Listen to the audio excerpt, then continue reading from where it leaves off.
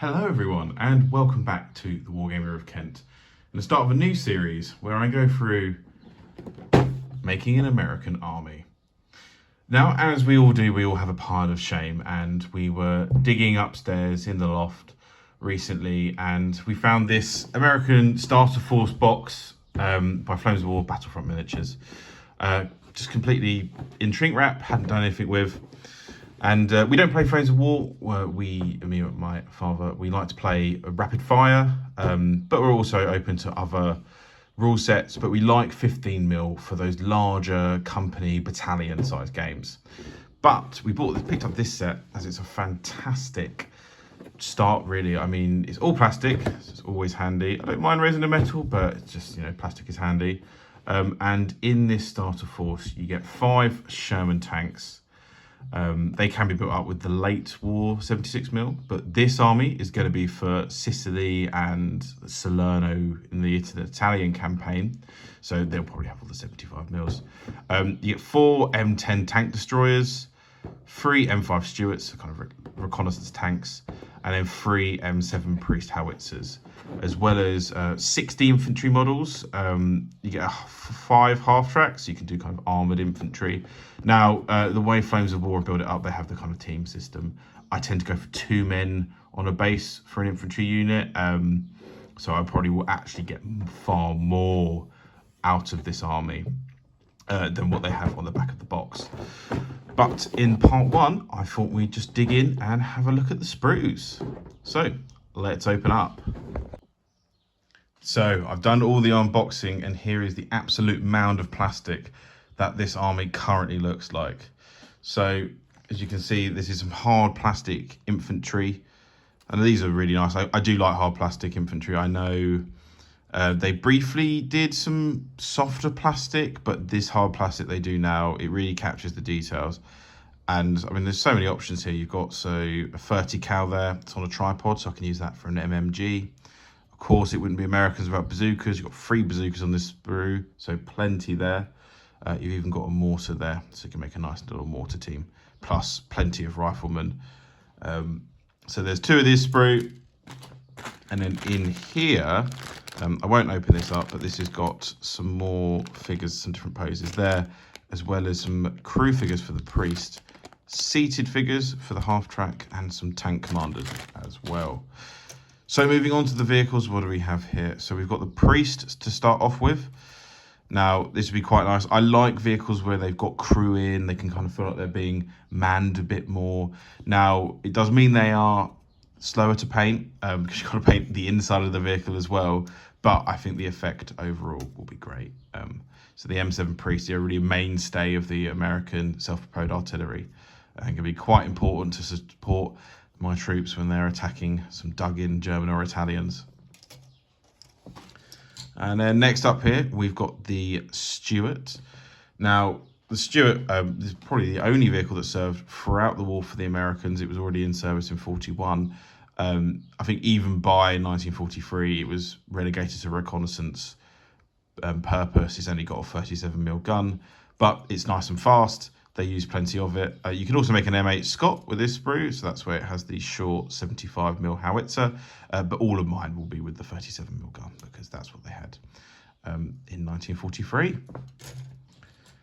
And now we move on to the half tracks. I always love half tracks. I think they're such a unique piece of specifically World War II era machinery. I know sometimes they're not the best to actually throw straight into combat. They debus a bit further away, but I think they're always really fun models to do. And I'm glad that there are seated figures in here as well, so they can look a bit more in use rather than always empty. You've got choices for either a 30 cal or a 50 cal, but 5 of these to build as well. So these will probably come nearer the end of the project, as they'll take a little bit longer. Of course, it wouldn't be an American army without a bucket load of Shermans. This here is a 76mm upgrade sprue, so I probably won't be using too many of them. But here we have the good old just M4A1 Sherman, 75mm, absolute workhorse for the Allies. It's just such a classic tank, and surprisingly tall. I don't know if you've ever been to a tank museum yourself, but such as Bovington.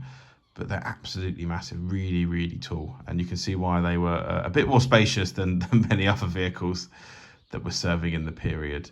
I'll probably start by painting these Shermans. I just think it's a great place to start, really. You're always going to use Shermans if you've got tanks on the battlefield and you're playing the Americans. And then finally, we've got the M10 tank destroyer.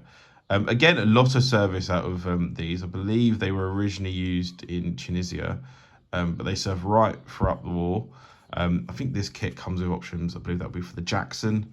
So you can then use the 90mm gun and even the Achilles as well as a kind of catch-all kit. Though all of mine, again, it's 1943. You're still at your 75mm guns. So all of mine will be the M10 Wolverines. But I haven't built any of these ones. I've built some Shermans before, but I've never built a Wolverine. So I'm looking forward to getting my hands on these kit and building it up. Now, I've got to spend hours building this, but through some internet magic, it will just snip straight away to the built army. And here we are. I've finally built all of the vehicles from this US starter set. It took me about a week, so not too bad at all. The Flames of War and Battlefront miniatures tanks, they're designed for wargamers. I'm not really a scale modeler. I enjoy that this is a one piece tracks and wheels. I think the tanks are probably about 15 parts, including like machine guns, so that's not bad at all. You get into a nice flow. So we've got 3 Stuarts, we've got 5 Shermans, 5 half tracks, 3 priests, and 4 M10s. As you can see, there's some of the crew here. I haven't stuck them in. I prefer to paint them out of the vehicle, especially for half tracks where you've got to go into the bucket itself.